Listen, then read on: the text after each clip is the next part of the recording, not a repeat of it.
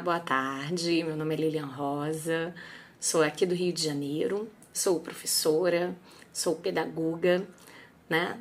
Atuo há mais de 20 anos na área da educação, né? Mais especificamente atendendo adolescentes e jovens da educação básica, né? Eu atuo nas séries finais do ensino fundamental e com o ensino médio e sou também, no momento, doutoranda em Humanidades, Culturas e Artes e venho pesquisando sobre a temática de gênero na educação, né? Mais especificamente sobre o uso de nome social por estudantes trans na instituição escolar.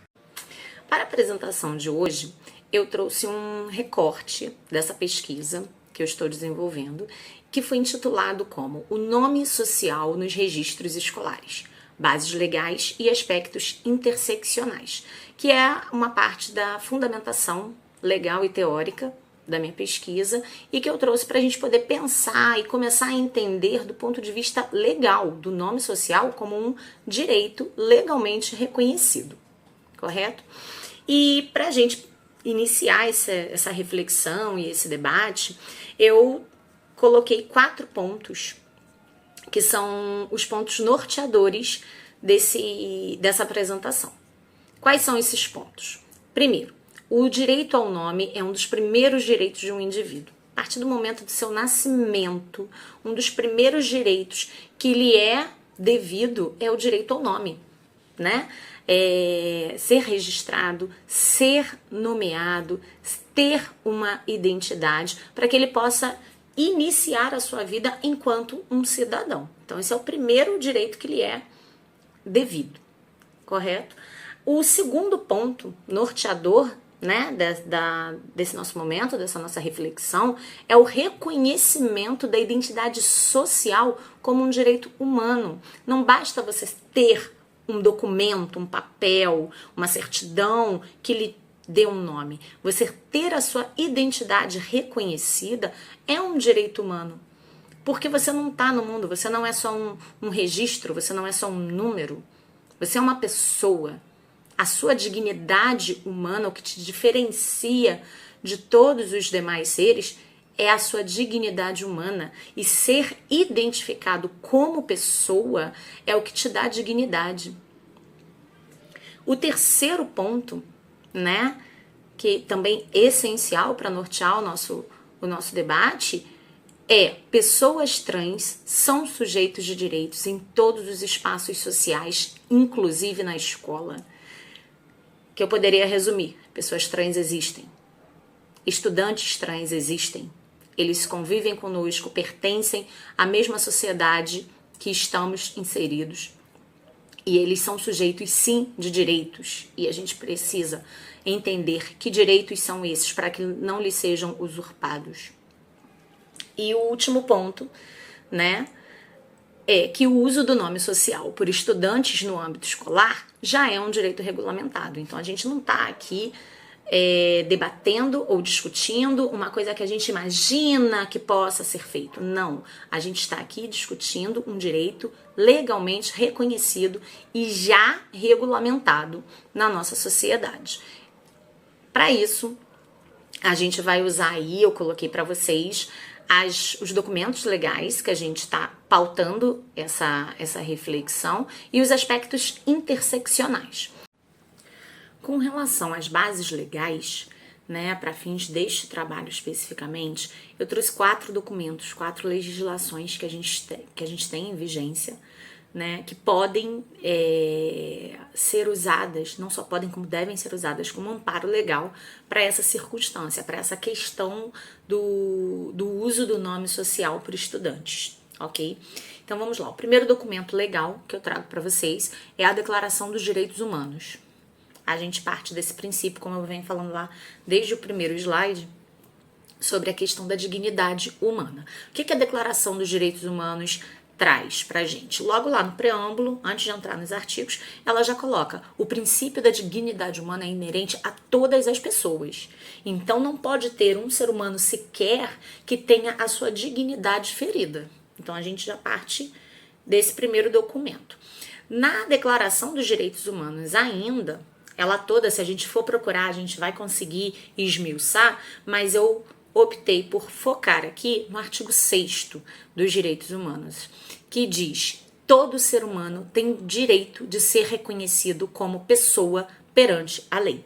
E isso reforça aquilo que nós falamos, que é aquilo que nós já refletimos desde o comecinho da apresentação, sobre a questão de eu ter o direito, de qualquer pessoa ter o direito de ser reconhecida diante da sua identidade, da sua dignidade humana enquanto pessoa.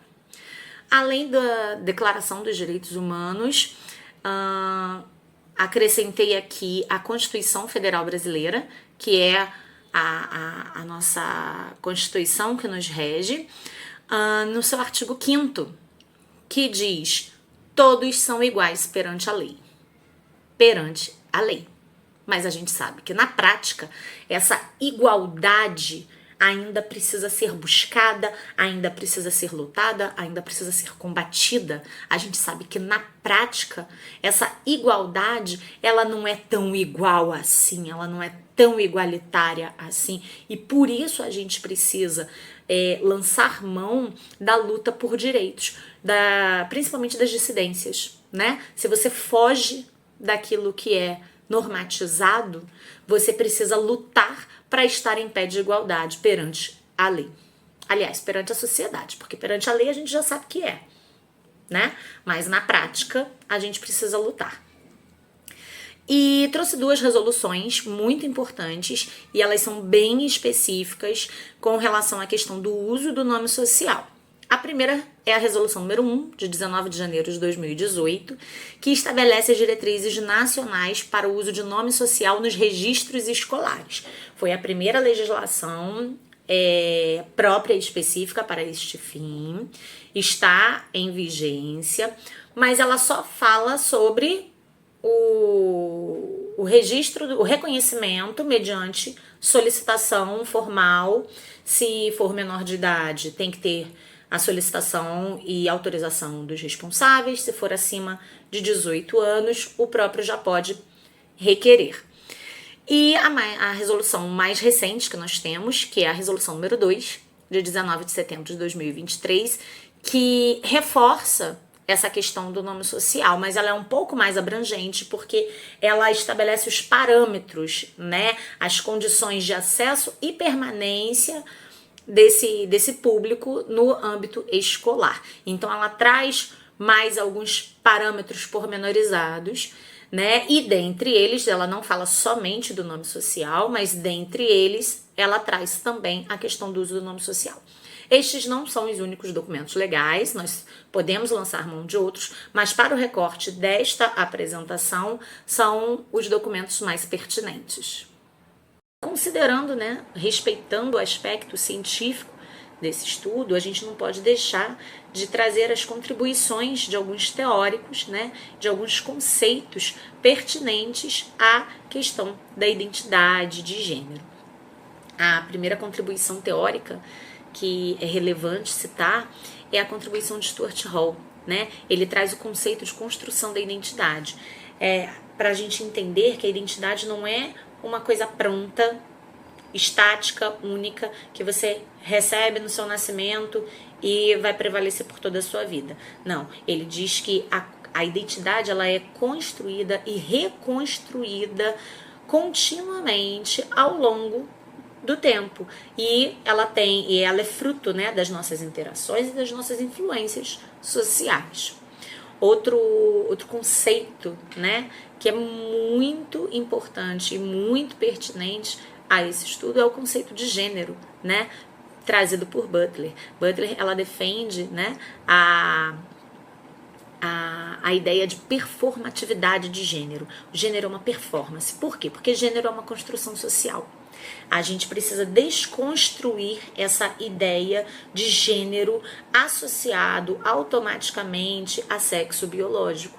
Por quê? Porque gênero é um comportamento. O gênero masculino, o gênero feminino é como eu me comporto socialmente, como eu aprendi a me comportar. Um comportamento, tendência que tendencia a um comportamento masculino e um comportamento que tendencia ao comportamento feminino. Então é essa ideia de performance de gênero que Butler contribui para esse estudo. Outro teórico também citado nesse estudo é Raquel Recuero, que ela fala sobre a questão do reconhecimento da nossa identidade pelo outro, que uma das questões que validam a nossa identidade é ser reconhecido pelo outro. Não basta eu construir a minha identidade, eu preciso ser reconhecido pelo outro para que essa identidade seja, de fato, solidificada, né? Não sei se esse seria o termo mais adequado, mas seria mais ou menos isso. O que vai gerar pertencimento. Eu preciso ser reconhecido para eu pertencer àquele contexto. E a gente também tem o conceito de Bourdieu, né? Que é a questão do poder simbólico, que é aquele capital que a gente adquire para poder pertencer e ocupar espaços. Então, a partir do momento que você é reconhecido, você se apropria daquele espaço e você consegue ocupá-lo e usufruir de tudo que aquele espaço tem a te oferecer. Então, o reconhecimento da identidade também vai aumentar esse capital simbólico do indivíduo. Para dar início a esse debate, né, a pergunta que a gente faz é: por onde a gente começa? Qual é o contexto que nós temos em que se faz tão necessário esse tipo de debate, esse tipo de reflexão acerca do direito à identidade, do direito ao nome? Eu trouxe algumas considerações importantes a serem destacadas. Primeiro ponto a ser considerado é o direito ao nome no contexto social que a gente vive, né? Sob a perspectiva da diversidade e da inclusão. Estamos em 2024, não tem como a gente pensar uma proposta educativa, não tem como a gente pensar a educação sem pensar sob o viés da diversidade e da inclusão, né? Por que isso? Aí eu passo para o nosso segundo ponto, para a nossa segunda consideração. A gente tem uma sociedade hoje que ela é formada por pessoas diversas e com múltiplas possibilidades de identidade. A gente vive numa sociedade, a nossa identidade ela é construída socialmente, culturalmente, sob diversos aspectos. E isso faz da gente uma sociedade plural, múltipla, diversa. Isso não pode ser desconsiderado. Mas aí o que acontece? Aí a gente vai para o nosso terceiro ponto a ser considerado. A gente vive numa sociedade que foi instituído um padrão de gênero, né? Que é o padrão cisnormativo, que é aquele padrão da identidade de gênero automaticamente associado ao sexo biológico. E se por acaso, na sua construção da sua identidade, você fugir desse padrão, você já precisa correr atrás e lutar pelos direitos básicos. Outro ponto que eu trouxe em consideração para a gente pensar é o ambiente escolar como espaço social de formação integral do indivíduo e da construção da sua sociedade, da sua identidade. O que acontece? A escola, como um microcosmo da sociedade, ali ela também faz parte da formação integral do indivíduo. Então a escola também tem influência, também tem participação na construção dessas identidades. É no espaço escolar que parte da sua identidade é construída. Pela vivência que você tem ali, pelas interações que você faz naquele espaço. Outro ponto a ser considerado é a busca por dignidade e respeito numa sociedade ainda revestida de intolerância e preconceito. Vocês podem observar que cada um desses pontos, eles se conectam, né? Se você foge do padrão, se você não tem a sua construção de identidade dentro daquela norma que é esperada, você já precisa buscar os seus direitos quase que a ferro e fogo, porque a gente ainda vive numa sociedade revestida de preconceito, revestida de intolerância. E para finalizar essa parte das considerações iniciais, as dificuldades e os obstáculos para que se façam valer os instrumentos legais em vigência. Ou seja, base legal, legislação, existe. Mas quais são as dificuldades para que isso seja posto em prática? Isso também precisa ser um ponto considerado. Agora, eu trouxe algumas discussões e análises que vão para além da questão da legislação e da regulamentação. Porque a gente sabe que somente ter um direito regulamentado não é o suficiente. A gente não para dar conta da realidade desses estudantes e das suas necessidades, né? Então eu trouxe algumas considerações a serem pensadas e analisadas para entender o contexto desse direito, né? A primeira questão que eu trago a vocês é: o uso do nome social não é uma questão de preferência, não é uma questão de opinião, não é uma questão de escolha, até pode ser, mas não somente. É uma questão de direito à sua dignidade enquanto pessoa. Então, a gente não tem que se esperar que os demais concordem com aquilo para que esse direito seja usufruído. Como sendo um direito, ele precisa minimamente ser respeitado, concorde ou não. O segundo aspecto que a gente pode pensar é sobre a escola ser o espaço de acolhimento à diversidade e à formação de sujeitos mais tolerantes e conscientes do direito de todos. Gente, se a escola é um recorte da sociedade, quando você exerce dentro desse espaço a garantia de direito e de dignidade a todas as pessoas, você não só contempla aquele grupo específico que está pleiteando esse direito, mas você também proporciona a toda aquela comunidade entender, conhecer, conviver e respeitar o espaço do outro, o direito do outro, conviver com essa diversidade, aprender com essa diversidade. Outra questão importante também para a gente pensar aqui nesse momento é considerando a formação e a vivência no espaço escolar. Estudantes trans são as maiores vítimas de preconceito. E aqui eu estou fazendo um recorte dentro da escola, mas a gente sabe que a realidade na sociedade como um todo é o histórico de violência e preconceito a pessoas trans. Então, dentro da escola, isso só reflete o que acontece fora dos muros da escola. Então, são sim, hoje, os estudantes maiores vítimas de preconceito, de exclusão.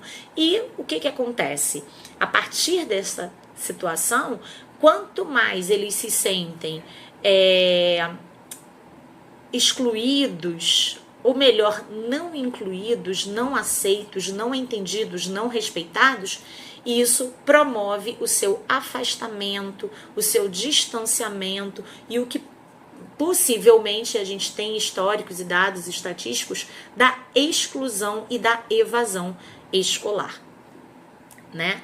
Para finalizar essas primeiras discussões, a gente também tem aí a questão do contexto de vivência dessas pessoas trans na sociedade, que é um contexto já conhecido de preconceito, desrespeito à sua identidade, falta de segurança, assassinatos, violação dos seus corpos, o estigma de marginalização de toda pessoa que não atende aos padrões ser marginalizado. A gente ainda tem um contexto político muito aquém de políticas públicas voltadas, né, para essa questão.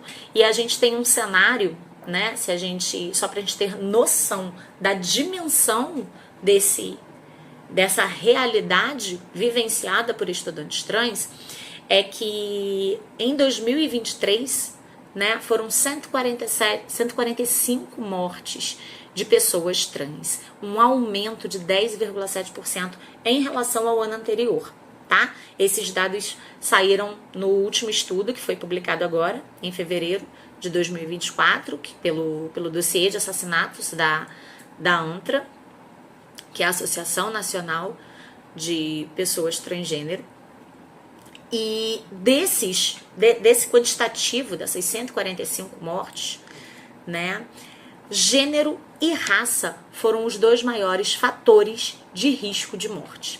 Por isso que esse trabalho traz em evidência essas 2 categorias e o cruzamento entre elas, porque são os 2 maiores fatores de risco de morte. O Brasil continua sendo o país que mais mata pessoas trans no mundo, continua liderando esse ranking, essa estatística, e gênero e raça continuam no topo da lista dos 2 fatores de maior agravante desses assassinatos. Prova disso é que 72% dessas mortes foram de pessoas negras. 47% dessas mortes apresentaram falhas na questão da identificação, ou por equívoco do nome social, ou por citar o nome anterior, ou por não identificar corretamente a identidade de gênero, ou seja, todas essas violências sofridas que envolvem a questão dos sujeitos transgênero e dos fatores de risco. Para finalizar essa apresentação, eu espero que as informações trazidas ao longo desse trabalho, tanto as bases legais, os conceitos, as reflexões feitas, possam de fato contribuir para a inclusão desses estudantes no ambiente escolar e que possam também fortalecer a luta, o combate ao preconceito, à discriminação que esses jovens e sujeitos vêm sofrendo na nossa sociedade. Muito obrigada.